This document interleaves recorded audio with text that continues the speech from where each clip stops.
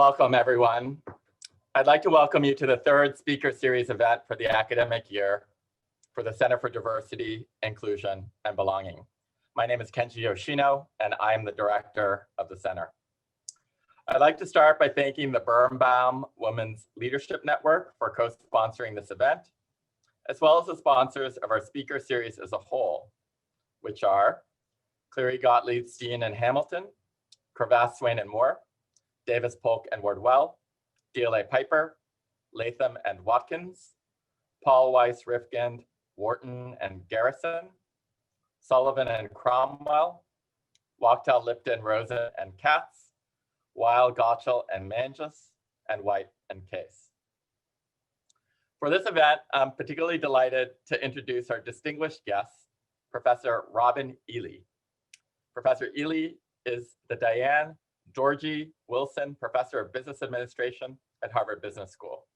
She conducts research on race and gender relations in organizations with a focus on leadership, identity, and organizational culture change. Her work is published in academic journals such as the Administrative Science Quarterly, the Academy of Management Journal, the Academy of Management Review, and for practitioners, the Harvard Business Review. Professor Ely is a founder and faculty chair of the Harvard Business School Gender Initiative, whose mission is to accelerate the advancement of women leaders and to promote gender and other forms of equity in business and society through research, education, and knowledge dissemination. She teaches MBA courses in leadership, diversity, and teams, doctoral courses in field research methods, and executive education courses designed specifically for women leaders. Professor Ely also served for 6 years as Senior Associate Dean for Culture and Community. I should also say, as a point of personal privilege, that I've regarded Professor Ely as a dear friend and colleague for many, many years. So it's a particular thrill to have her join us here today. Before I open this discussion, let me mention the process for those of you who are seeking CLE or continuing legal education credit. Please pay attention throughout the presentation and look out for any codes that I announce during the session.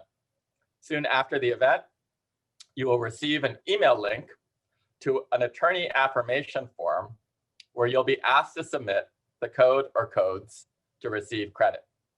Please do not walk away from your screen because the codes could show up at any time. Toward the end of today's program, I will open up for Q&A.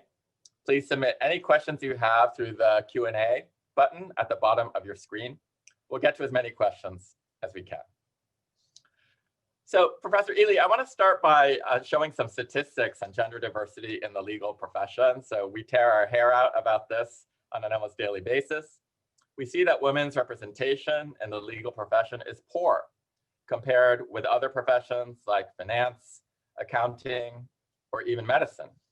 But if we drill down into why that is, it's not that law schools are struggling to recruit women or that law firms are struggling to hire women graduates.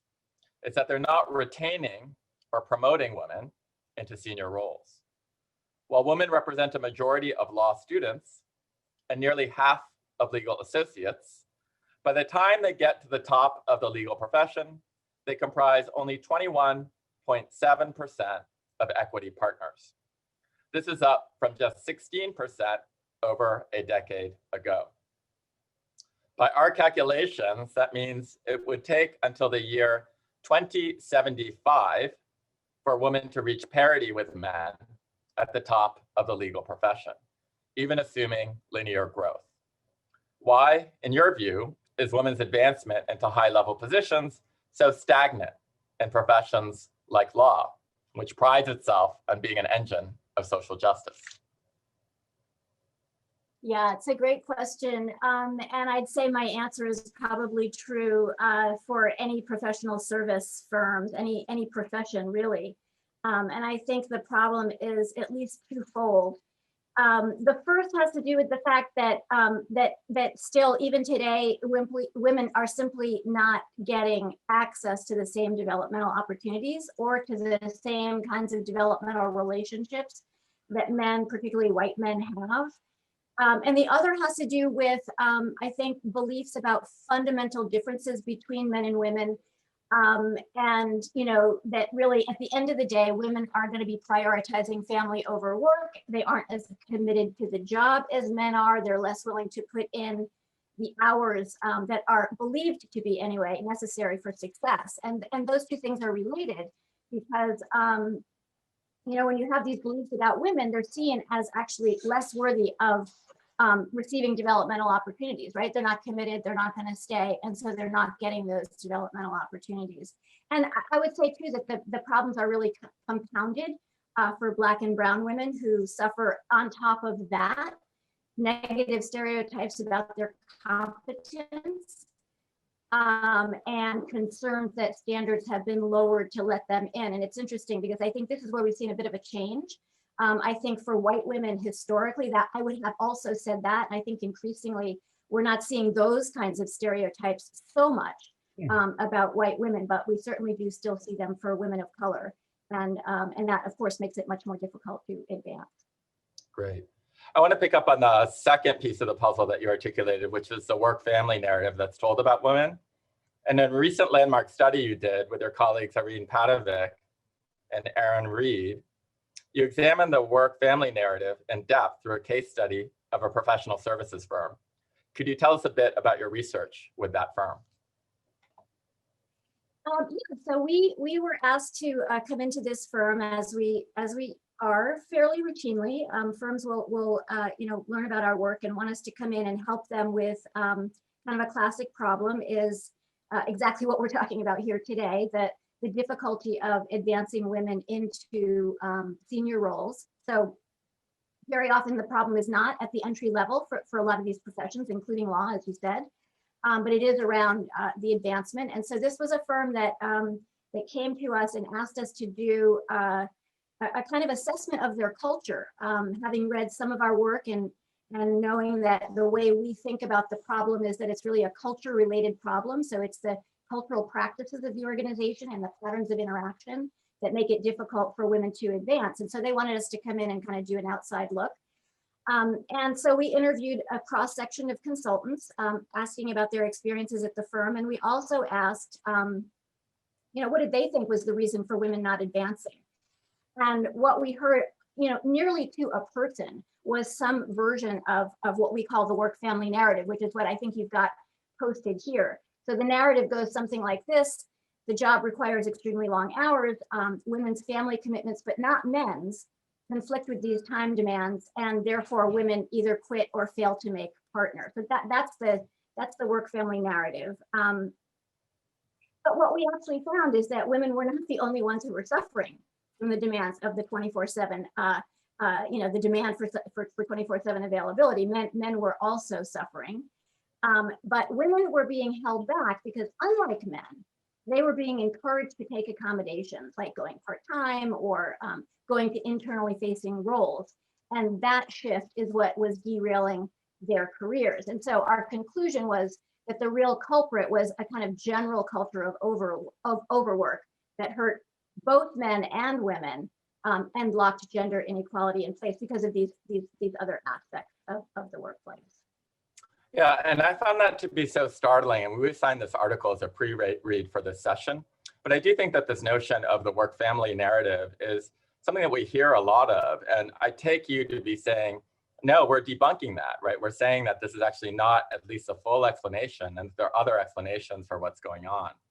Right. So before we sort of delve more deeply into that, I just wanted to note that you described the work-family narrative as a quote unquote social defense. And I wanted to ask you what you meant by that, because I found that to be a really intriguing concept that extends beyond just pure defensiveness or just mere justification, right? What does it mean for something to be a social defense?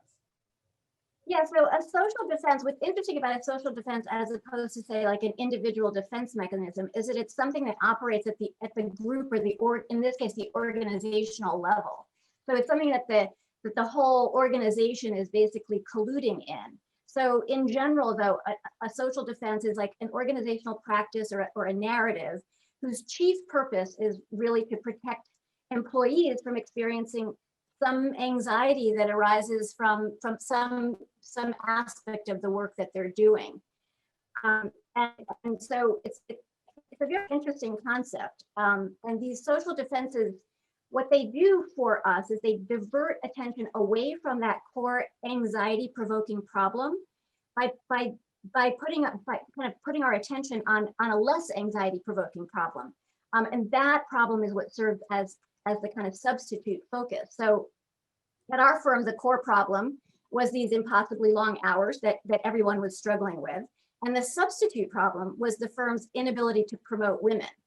So the firm offers these work family accommodations as the solution to this substitute problem, and they only exacerbate the problem, right? So when you have accommodations, that's the career derailer. So, you know, and then the whole system of accommodations and the narrative together basically support these two kind of strongly held ideologies, both of which I think, you know, we could poke holes at. But one is that, you know, long hours are necessary, and the second is that women's stalled advancement is inevitable. Yeah, so you've said a lot there. So I want to take this piece by piece, because you've said that the accommodations then become part of the problem. So I wanted to explore that a little bit and sort of invite you out, draw you out on that a bit. Could you explain what the flexibility stigma is? Because I think for most people, we think like, oh, it's great if the workplace accommodates me in these various ways.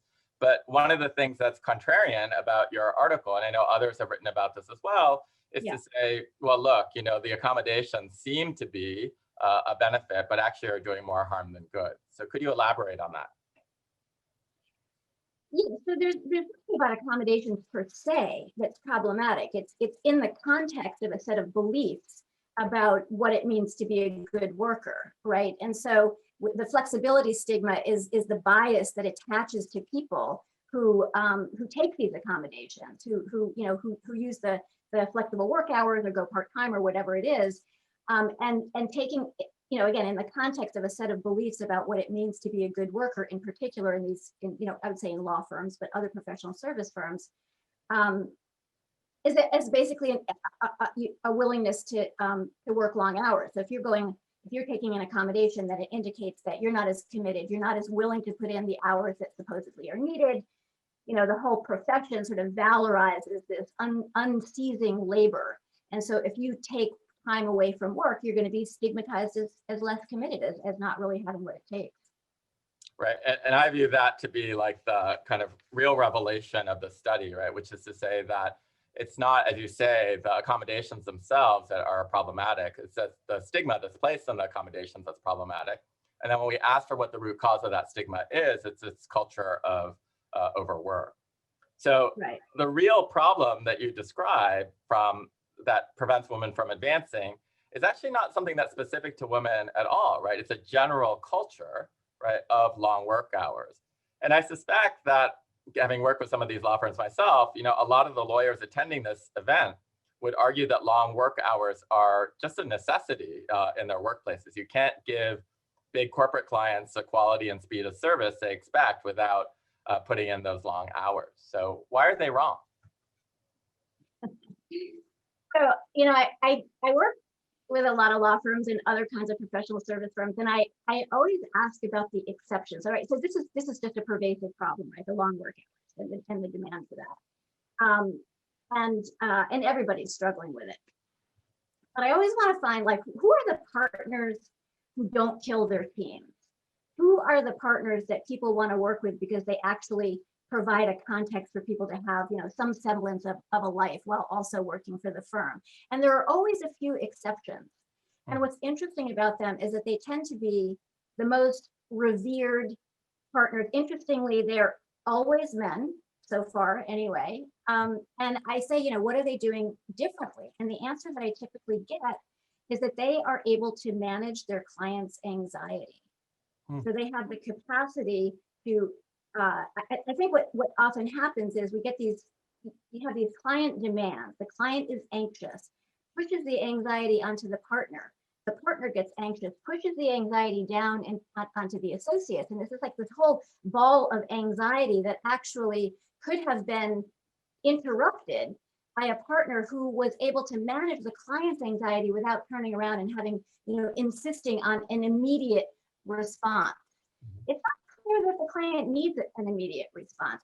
Of course, sometimes they do. I'm not saying that these jobs don't require long hours sometimes. I'm just suggesting that based on what I've learned, and in particular in this consulting firm, which is the subject of the paper that we're talking about, a lot of those hours are unnecessary. I mean, people feel like they're spinning their wheels. They're not getting clear instruction about, the work that's expected. They're having to go back and redo work because instructions weren't clear. There's all kinds of ways in which time is wasted that could probably be, if people, if people were better managed, basically. And I have to say, lawyers are not really known for their management skills. They're known for their lawyering skills, right? But unfortunately, they have to manage people too. And they're not so great at that. So that compounds the problem. Yeah, as an academic who certainly was never taught any management skills, I'm loath to throw any stones here. But I think that what you're saying is so profound, because what I hear you saying, Professor Ely, is that one of the things that is driving this 24/7 culture of work on the part of lawyers is this notion that they have to service their clients. But what you're saying is that if you look at how to service your clients, what you're really trying to respond to is client anxiety. And so one way to soothe or assuage that anxiety is through hours. I'm always available to you, call me whenever you want. But another way is less quantitative and more qualitative, right? I can actually send you the kind of cues to be the kind of client whisperer that says, I can actually manage your anxieties without everyone around me needing to put in a lot of face time. So if I've captured that correctly, then is that something that can be taught in your experience, those skills, or are these exceptions that you see in the law firms just, by dint of, just upbringing or temperament or what have you, just naturally that way? Or is this something that you can train leaders to do better? Oh, I think you could definitely train it. I mean, I'm a big proponent of I teach at Harvard Business School, so I definitely think all these management and leadership skills can certainly be taught. I think that the real question is, is whether lawyers in law firms are really willing to kind of put the investment that it would take to actually learn these skills. Because I think I don't think that's what gets imparted in most, and actually NYU may be different in this respect, but I think, so much of what is taught is about the law, which is obviously very important. But if you're going to go and, you've got to manage a firm, you've got to manage people. And so there's a whole other set of skills. And I don't see that being, farmed out to like professional managers. That's not going to happen. So, but I do absolutely think it's learnable and teachable. Great. My last question that's directly on this study was kind of the startling finding that you had about how the experience of women differed or didn't differ with regard to whether or not they had children or were child-free, right? So where do women without children fit into this picture? Do they experience the same stalled advancement as women with children? And why am I asking this? Why does it matter, right? Because this is actually a really important finding in your study.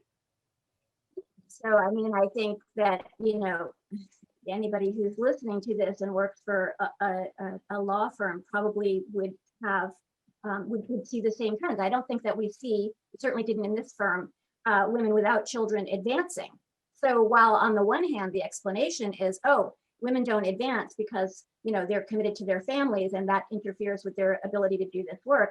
Well, then wouldn't we see women without children advancing? And there certainly were women without children, but no, they're all clumped together as if they are all mothers or are going to be mothers, and that's going to be the problem. And that's like one of the problems with the work family narrative. It actually doesn't really explain things, because if it did, we would see this exception, and we actually don't. And by the way, also, most of the partners in this firm actually did have children. So there was evidence that you could have children and be successful. And by the way, they were also very highly respected, these partners, for their for their professional work. They were roundly criticized as mothers, they might add, because those two things can't go together in this narrative. Yeah, I found it so fascinating, because I do think that that's kind of the acid test, right? That if you're going to rely on this social defense, right, of this work-family balance issue, then individuals who don't have to balance at least work with specifically child caregiving responsibilities should be able to sail through the organization in the same way that men would if they were single or if they had a spouse who was engaging in that caregiving. But the fact that you Right. didn't find that, I think, tells its own story about how much this is not the real explanation and is rather a social defense, right? So Yeah. again, thank you for this piece. So I now want to move to more recent events. So since your article on the work-family narrative came out, we've experienced COVID-19 pandemic. The pandemic has seen daycare centers, summer camps, and schools close or offer digital or hybrid teaching, work schedules that have made it impossible for many people to balance their work and family obligations, and an increasingly unclear boundary between work and home life, since many people are now working from home full time. Understanding that it's still relatively early days and the long-term effects of the pandemic won't be known for a while, what impact do you suspect that COVID-19 has had on women's advancement so far?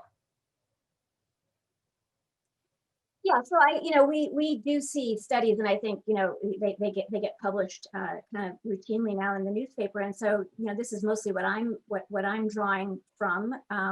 This is not something I've actually done research on myself, but there are lots of fantastic studies that are happening right now, and we do see some early findings, and I think it's really pretty clear from everything that I've seen so far that it is. The whole pandemic has had a very negative impact on women, and disproportionately so. So, if you think about the work-family split in this kind of belief that women are devoted to family, men are devoted to work, that we see that playing out very much at home. And, I think the split has become more exaggerated in heterosexual couples with kids, as everybody's working at home, the kids are at home, at least some of the time. And women are getting diverted into the caretaking activities, which also seems to include homeschooling the kids. They seem to be, that's what we're seeing in the reports. Women are spending much more time being in charge of the homeschooling. They're also, they're more likely to have reduced their work hours. They're more likely to have quit. They're more likely to have lost their jobs because they tend to be in sectors that are harder hit by COVID. And I've seen some work saying that they're also more likely to suffer from depression and anxiety since the pandemic. I've seen a little bit saying that men seem to be sharing, at least initially. This was actually a study that came out a while ago, so I don't know that this is persisting, but men were at least seeming to share a bit in the housework and spending a little bit more time with the kids, but not really enough to lift that extra weight that has been put on women's shoulders. So, so I think it's unfortunately has exacerbated this very problem of the work-family split and the belief around who's supposed to be doing what. And I realize that this is not the subject of your research, but I'm going to ask a little bit of a mischievous question, which is to say, you said in your study that sort of work-family balance was not really the prime driver as an impediment to women's advancement. Do you think that answer might change if you were doing the study today? What would you hypothesize? Because now the balance becomes harder, right?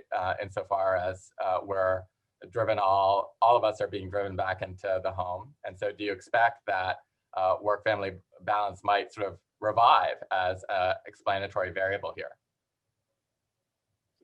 Well, so just to be clear, it's a little bit more complicated than saying, that the work-family conflict problem is not driving women's stalled advancement. It's the combination of it's sort of the set of beliefs that we wrap around that, and what we do with the work-family conflict that everybody is experiencing. So I suspect that just as it was in my firm before the pandemic, it is also the case now that everybody is experiencing perhaps even more the conflict between work and family. So even though you're at home, you don't have any relief from your kids. I think this is easing up a little bit, right? But a lot of people, if everybody's at home together and there's no caretaking, so it's all, the boundaries between work and family are virtually non-existent. Mhm. And yet the splitting seems to still be happening, where women are taking up the family side of things and men are, left to be able to do their work, not exactly as they had been before, but more so. And so I think, that I, I, I think it's the same problem in a way, but just exacerbated. Actually. That's very And helpful. so Thank as you. women are not taking accommodations, maybe they're quitting, right? They're still reacting to the problem in a way that's derailing their careers, whereas men are not. Right. I sometimes get accused of being afflicted with toxic positivity. So tell me if this next question is too Penglosian or Pollyanna-ish. Do you see any upside of the pandemic? Obviously not generally, but from a gender equity standpoint, or is it all a bad news story? So what I'm thinking of are reports, for example, that it's now easier for pregnant women to control when they disclose or reveal their pregnancies to their employer, because their pregnancy can be invisible for longer because of those work from home arrangements. Similarly, there are reports that companies like Facebook, Twitter, Zillow, and Slack are allowing their employees to work from home indefinitely if they so choose. Do you see permanent work from home arrangements as potentially positive for women?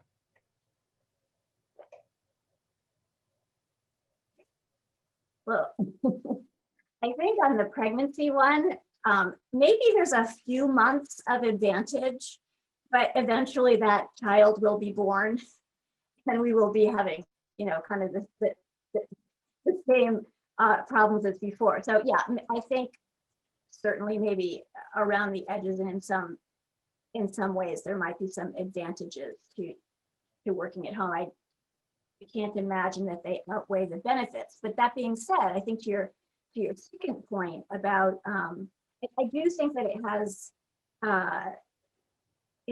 has kind of opened people's eyes to possibilities that they didn't realize existed before. And so, like you said, some companies are actually going to, hey, this working from home is working fine. And so we're going to let more people do that. I think that will be advantageous to some extent. But I don't know. I'm not sure that working from home is necessarily the panacea, right? Because I think we think of, working from home means flexibility. And in a way, it may not. I mean, I don't know about you, but what I find is that I'm working all the time now. I'm at home. It's like, where's the demarcation between work and home? It's like, for me, like a lot of my friends, it's like, what time am I going to have a glass of wine? That's the demarcation. Right. Am I going to turn my attention away from work and, to something leisure like? But I don't know that working from home is necessarily going to ease up on the fundamental problem of there just being, the expectations for the amount that we are working are simply too high. Right. So yes, I will acknowledge my Penglosian nature, because I'm reminded of the Dickens character. I think it is, right? He cranks up the drawbridge whenever he goes home to make sure that demarcation is clear. But now that sort of drawbridge has to be like a drawbridge of the mind, right? So that we keep those demarcations clear. So a glass of wine sounds like a good idea.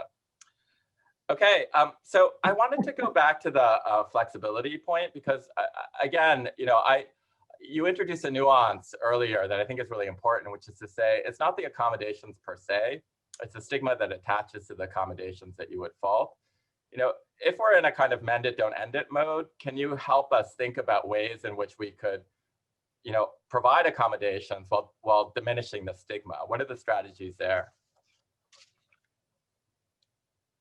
Yeah, so and here I'm really drawing on the work of my colleagues who actually, they have focused their careers looking at this very question. So people like Ellen Kosick and Phyllis Moen and Erin Kelly. And Phyllis and Erin have a book that just came out this year, actually. I think it's called Overload. And I think they have a really good kind of handle on a way to deal with this, which is basically to shift control around what I would say the first thing is really around work redesign, which involves a whole assessment of what does it really take to be effective? What does really need to happen in order for the organization to reach its goals or for the team to reach its goals?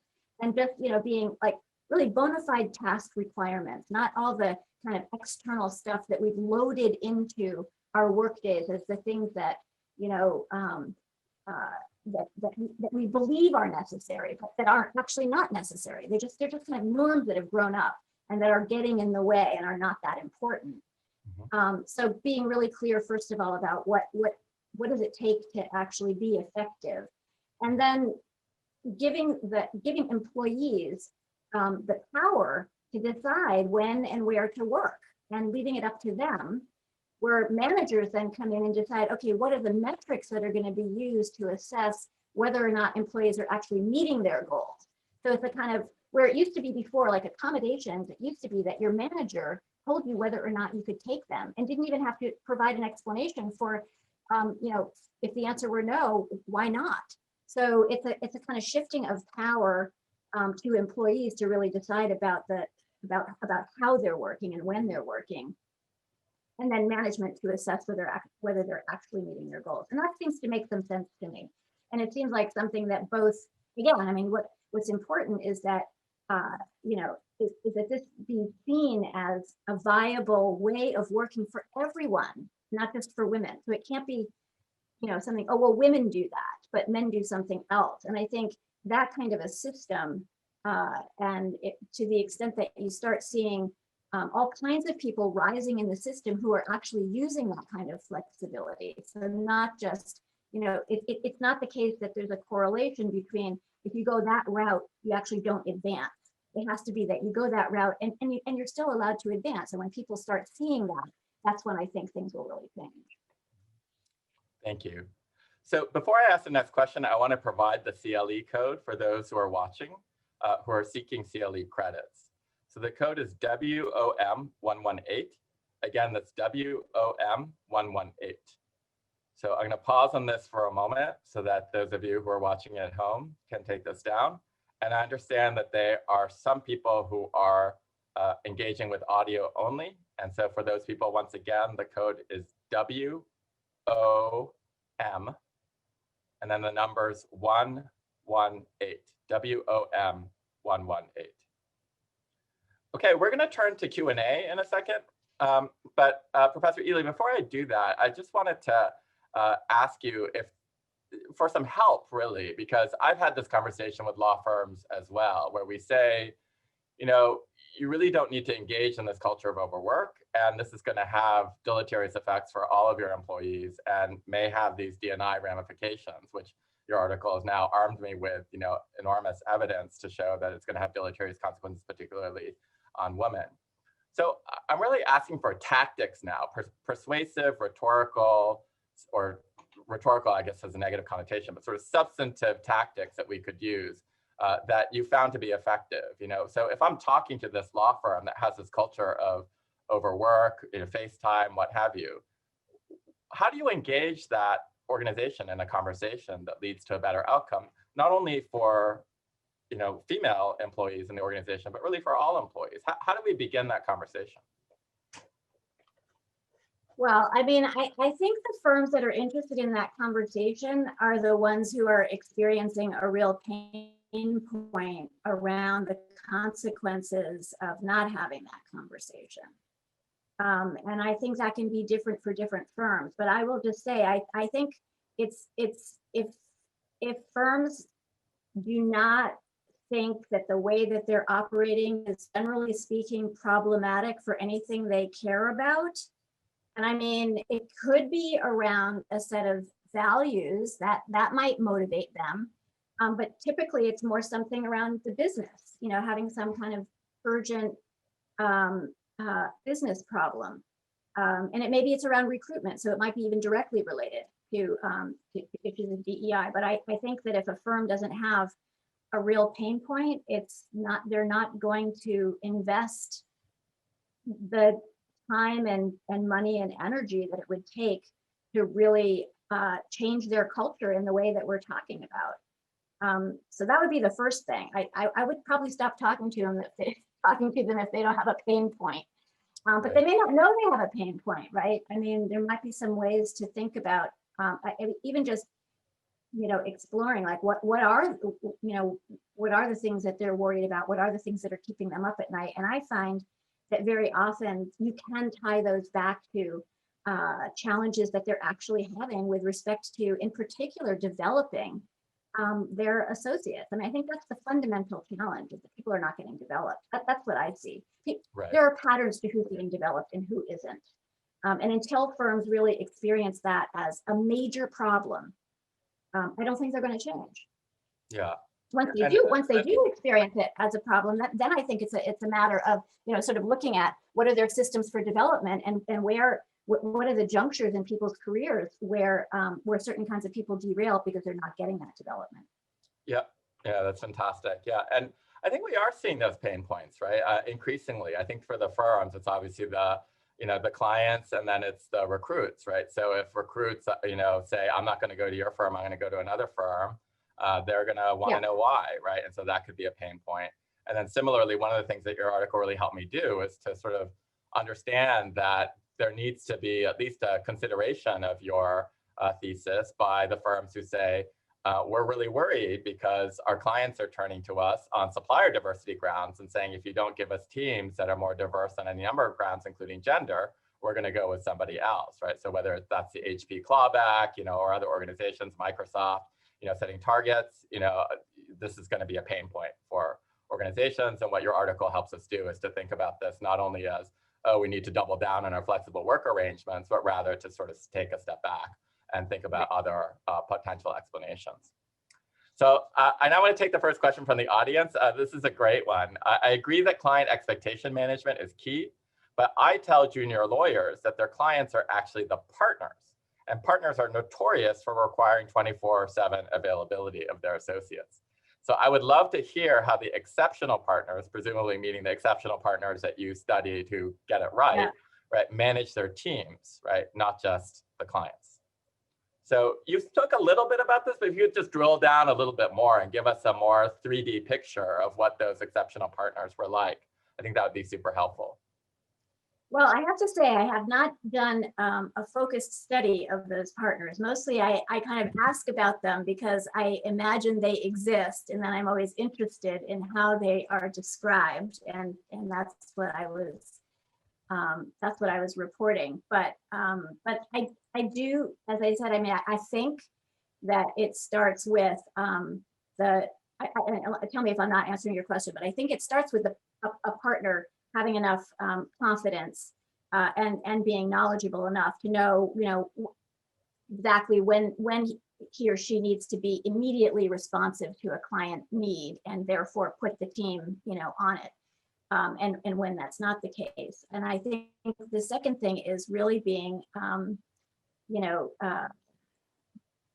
being willing to put the time in up front to be really clear in the management of the team about what the expectations are, giving guidance and support where it's needed, as opposed to the kind of sink or swim mentality of like, we're just going to dump the work on the team, and then the team is going to sort of scramble to figure it out. And then you've got the senior associates who are, coming down hard on the mid-level associates, and the mid-levels on the younger ones, and and there just isn't a lot of kind of organized management of expectations and support.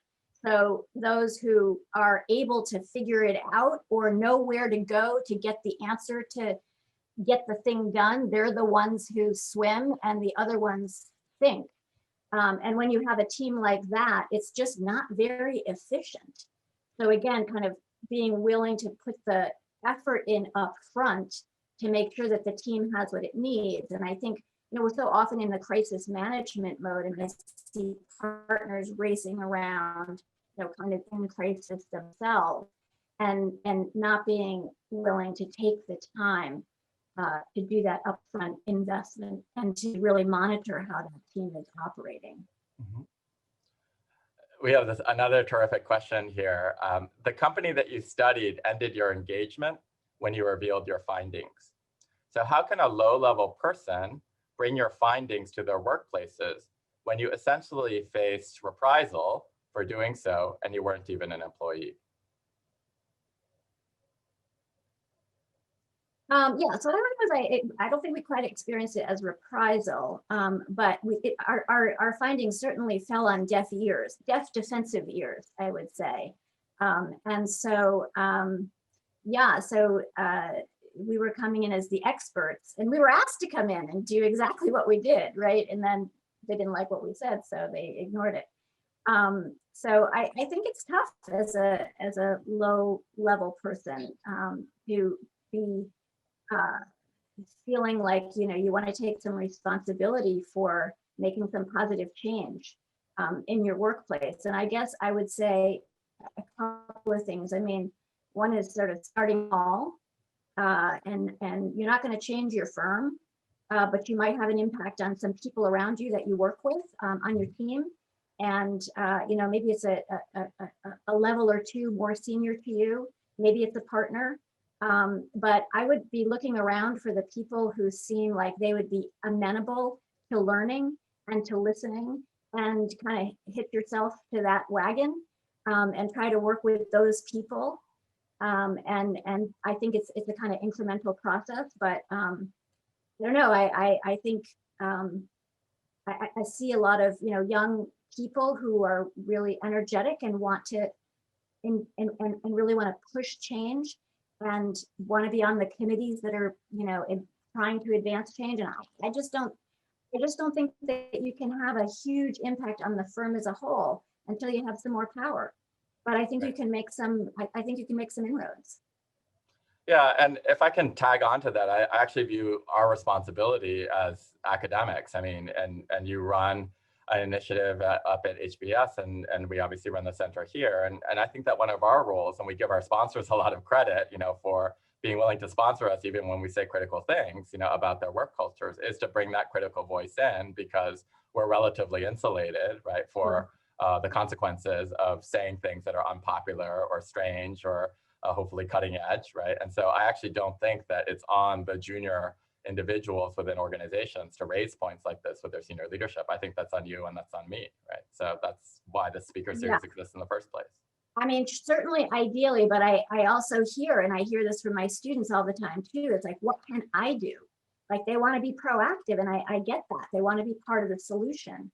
And I think, you know, it's just, as I said, you're not going to change the whole firm, but you might be able to change some of the people or influence, right, some of the people around you.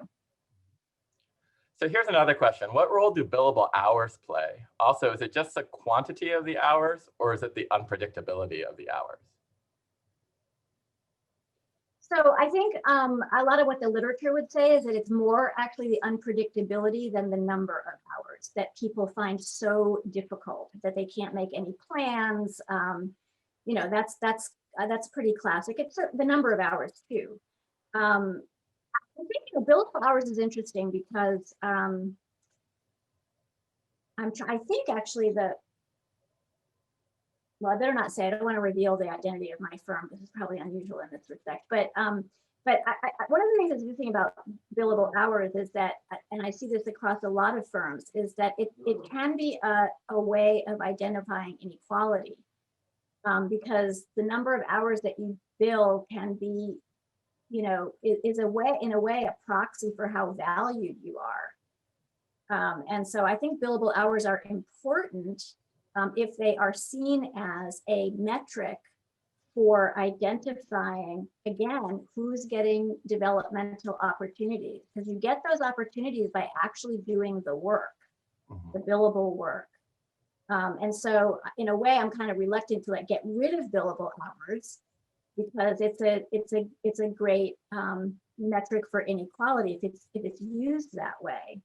And it's not that the point isn't necessarily to even out the billable hours. You can do that. You can give people more billable hours, but then the question is, what are they actually doing? I mean, what level of work are they really doing? Challenging, stretch kinds of assignments, or are they getting, saddled with more of the administrative tasks on those teams? I see that kind of inequality as well.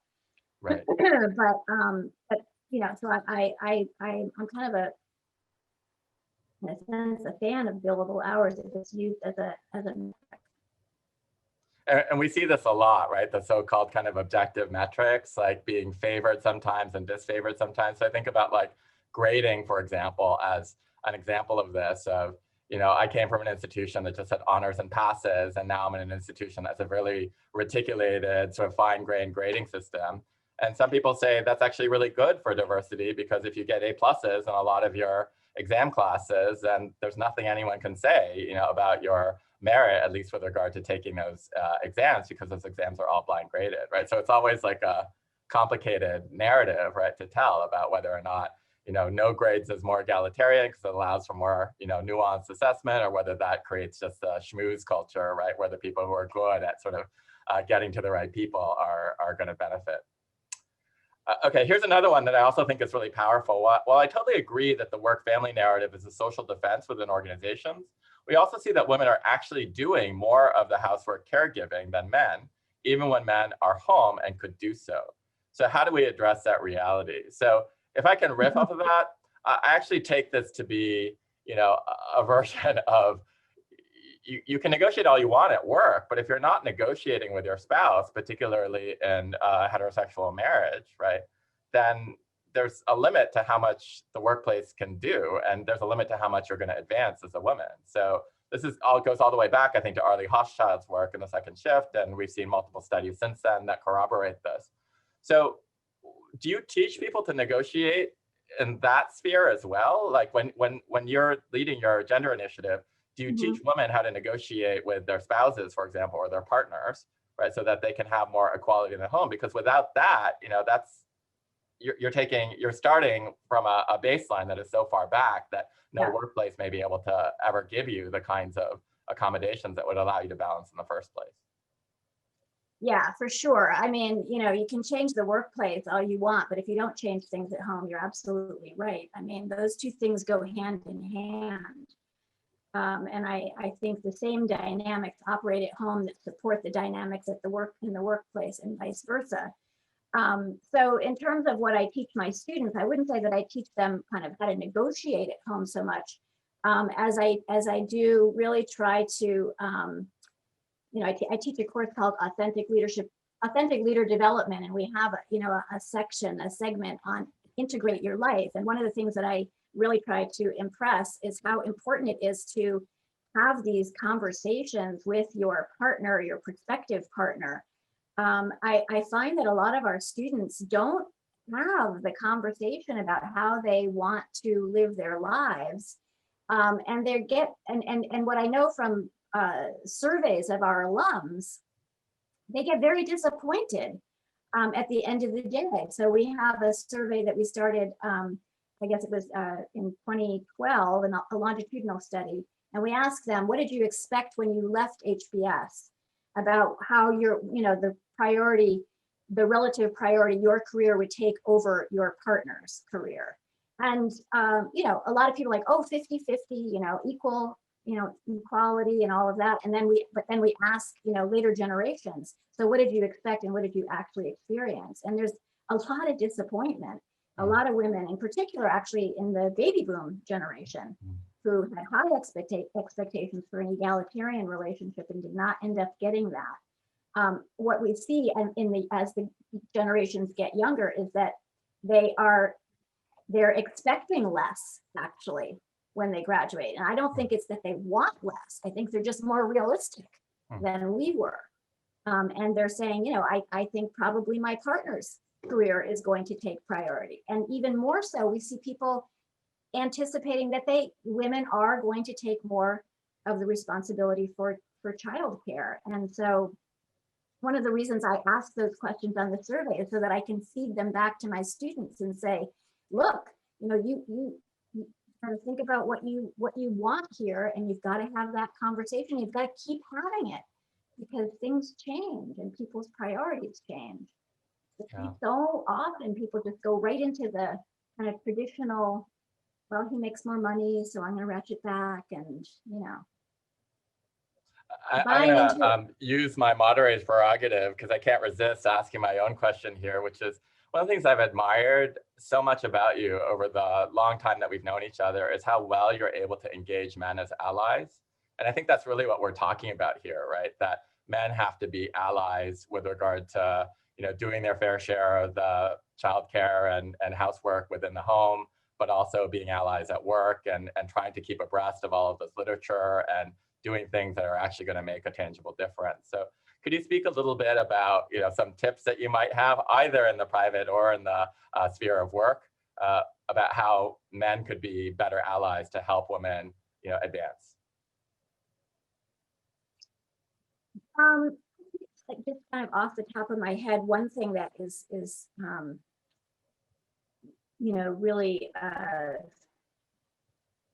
kind of important to me is that people really understand, and I think we all get into this, and I see it so much in my students, and I see it in my men students who they believe that there's something about being female that makes a person better able to care for the family. And so they just assume that that is not a role that they are equipped for. I mean, I hear my students, some of my students who have young children, it's like, oh, but my wife is so much better at it. I'm just not very good at it. I'd like to help, but, and, I'd really like to see that I just, first of all, it's not true. There's no empirical evidence to support that. And so one of the things that I would love to see and try to encourage in men is to, really get in touch with what's important to them and not buy into what the culture is telling them they're good at or that they're supposed to be good at or what success looks like. And it's the same for women. I mean, it's part of the problem is just absorbing the cultural narratives and the cultural expectations.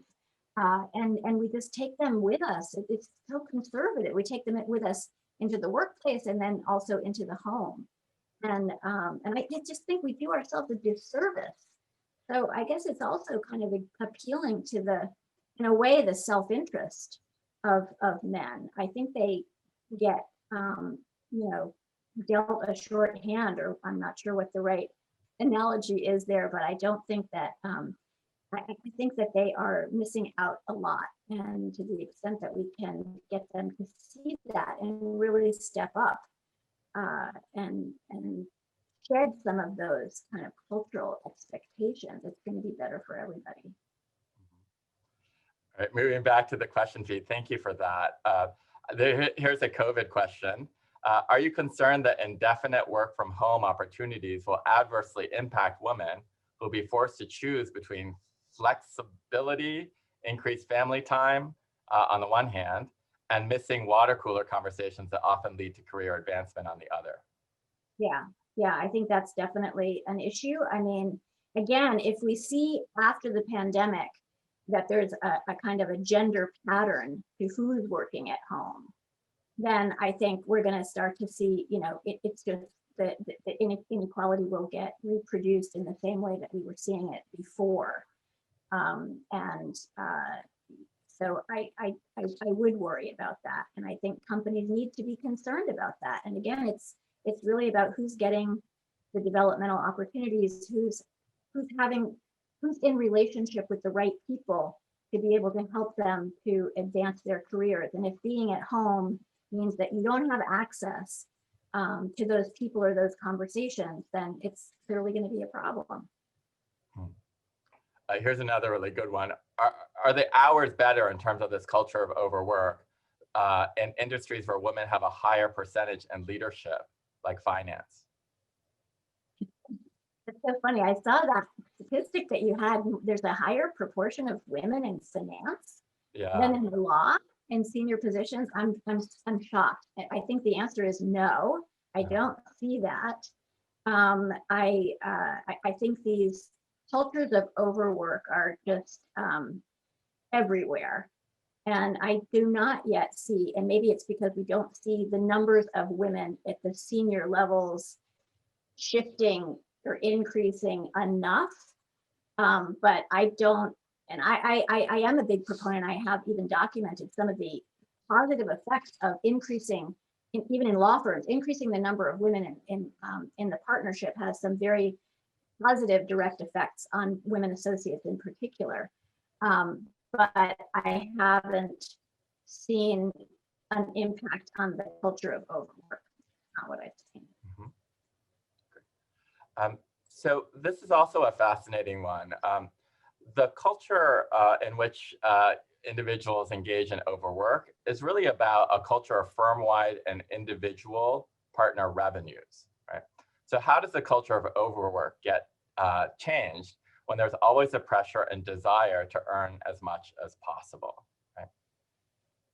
I mean, if I can actually riff off of that one too, you know, like if you read like the anti-racist, you know, books that are like topping the charts these days, like Ibram Kendi's, you know, How to Be an Anti-Racist, or Robin DiAngelo's White Fragility, like either inside or outside they both say like to be anti-racist is to be anti-capitalist, right? And this is not, you know, what we at the center believe, right? So it's kind of startling to see such alignment on that. But essentially, the question is that this questioner has asked is very much in the vein of, you know, if not being anti-capitalist, at least it's a trade-off, right, between trying to maximize revenue and that being really a driver of why you are a law firm in the first place, right, on the one hand, and on the other hand, saying, you know, we're not going to engage in overwork when there seems to be at least some linkage between the two, but perhaps it's that linkage that you're contesting.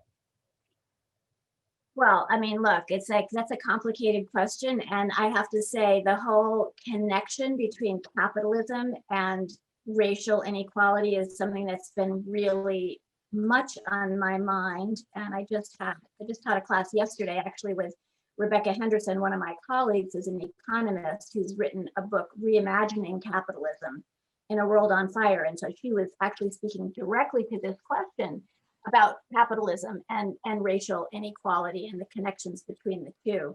And what she says is that, yes, capitalism it may not be fundamentally racist, but it is fundamentally exploitative.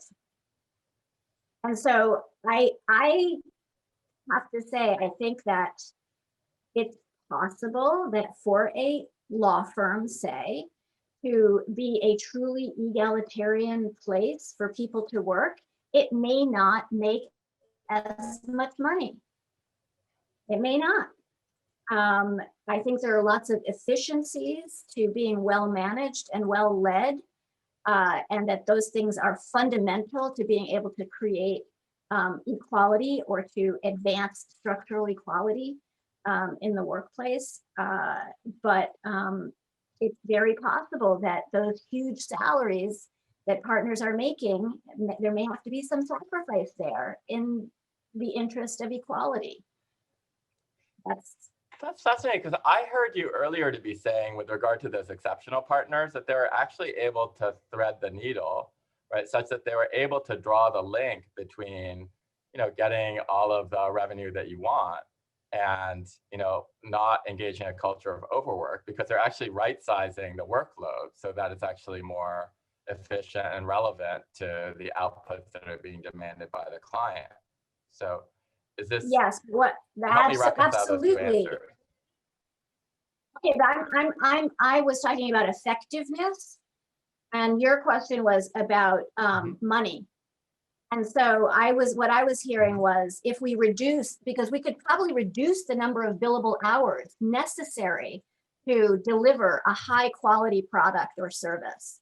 But if you're reducing the number of billable hours, then aren't you bringing less, you know, fewer resources into the firm? That's where that's where I was coming from in my response to your question. Does that make sense? Absolutely. Like if overall you're reducing the number of billable hours, now maybe you're so amazingly good at it that you can charge more for your hours, and make up for it that way. But I think if you're more efficiently run, you're going to be charging fewer hours. Isn't that right? Yeah, so I'm afraid we're going to have to leave it there. I could talk to you all day. And I'm sure at some point we'll pick this up. This brings us to a close. Again, I want to remind those seeking CLE credit to look out for an email with a link to the attorney affirmation form. And finally, I want to thank Professor Ely for joining us today. It's been an absolute pleasure, as always. Thanks, Kenji. Yeah, really appreciate it. Nice to be here. Thank you all.